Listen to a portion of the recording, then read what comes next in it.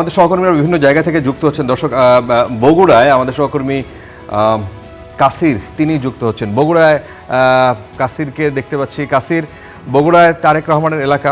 বগুড়া ঐতিহাসিকভাবে বিএনপির বগুড়ার যেই 6টি আসন আছে, 6টি আসনে আপনার কাছে কি মনে হচ্ছে? আপনি ঘুরেছেন বিভিন্ন জায়গায়, প্রস্তুতি সম্পর্কে বলবেন। তার আগে বলেন মানুষ আসলে কি বলছে এই ভোট নিয়ে। মানুষের মধ্যে নিশ্চয়ই একটা ঈদের আনন্দের মতো, মানে ঢাকার মতো ওইখানেও নিশ্চয়ই এই পরিস্থিতি আপনার দেখার কথা। যেমনটা গতকালকে আমরা ঢাকা থেকে বগুড়া আসার পথে দেখেছি, মানুষজন বাসে ট্রাকে যে যেভাবে পেরেছে তারা কিন্তু গ্রামের বাড়িতে ছুটেছে।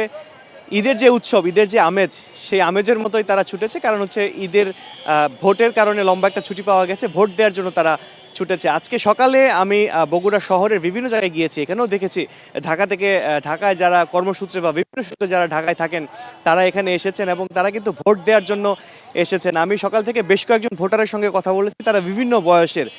আমি একদম তরুণ বয়সী ভোটার পেয়েছি, আমি একদম বয়স্ক, মধ্যবয়স্ক সবার সঙ্গে কথা বলেছি এবং সবার একটাই কথা, এবার ভোট যেমন উৎসবমুখর পরিবেশে হচ্ছে, তারাও এই ভোট দেওয়ার জন্য, মানে ভোটাররা, বগুড়ার ভোটাররা কিন্তু ভোট দেওয়ার জন্য অধীর আগ্রহে বসে আছেন।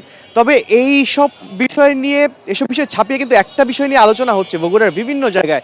সেটা হচ্ছে গতকাল বগুড়া 4 আসন অর্থাৎ নন্দীগ্রাম কাহালুতে যে একটা ঘটনা ঘটেছে, এই ঘটনাটা নিয়ে কিন্তু বেশ আলোচনা এবং দুটি ঘটনা ঘটেছে এখানে। আসলে পাল্টাপাল্টি দুটি ঘটনার খবর আমরা পেয়েছি। একটি হচ্ছে আইন শৃঙ্খলা বাহিনীর মাধ্যমে অস্ত্র উদ্ধার এবং আরেকটি হচ্ছে বিএনপি এবং জামায়াত প্রার্থীদের মধ্যে সংঘর্ষ এবং পাল্টাপাল্টি অভিযোগের ঘটনা আমরা শুনেছি। এই দুটি ঘটনাকে কেন্দ্র করে কিন্তু বগুড়াতে বিভিন্ন জায়গায় যে আলোচনাটি হচ্ছে, যে শেষ পর্যন্ত নির্বাচনের পরিবেশ সুষ্ঠু বা শান্তিপূর্ণ থাকবে কিনা, এই ব্যাপারটি নিয়ে আলাপ আলোচনা হচ্ছে। তবে এর প্রেক্ষিতে আমি আইন শৃঙ্খলা রক্ষা বাহিনীর যারা আছেন তাদের সঙ্গে কথা বলেছিলাম, তারা কিন্তু করে বলছেন যে নন্দীগ্রাম কাহালুতে অর্থাৎ বগুড়া 4 আসনে যে ঘটনাটি ঘটেছে, এই ঘটনাটি অন্য কোনো কেন্দ্রে বা অন্য কোনো আসনে তারা পড়তে দেবেন না।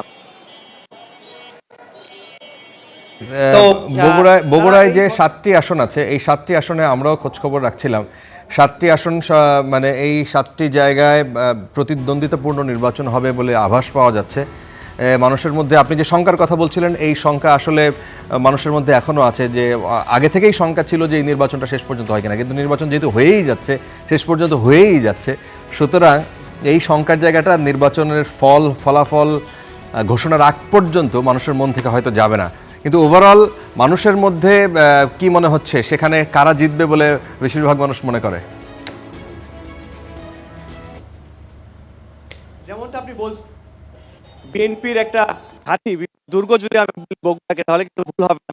সাধারণ মানুষের সঙ্গে বা সাধারণ ভোটার যারা আছেন তাদের সঙ্গে কথা বলে জানতে পেরেছি এখানে আসলে মিশ্র প্রতিক্রিয়া আছে। কিছু কিছু জায়গায় বিএনপি শক্ত অবস্থান, কিছু কিছু জায়গায় জামায়াতের শক্ত অবস্থান। তবে এখানকার বাসিন্দা যারা ভোটার যারা আছেন তারা কিন্তু বলছেন যে এখানে হাড্ডাহাড্ডি লড়াই হবে। যেমনটা আমি যেখানে আছি, বগুড়া 6, এখানে ধানের শীষ প্রতীক নিয়ে কিন্তু নির্বাচন করছেন তারেক রহমান এবং দাড়িপাল্লার প্রতীক নিয়ে নির্বাচন করছেন হচ্ছে আবিদুর রহমান সোহেল।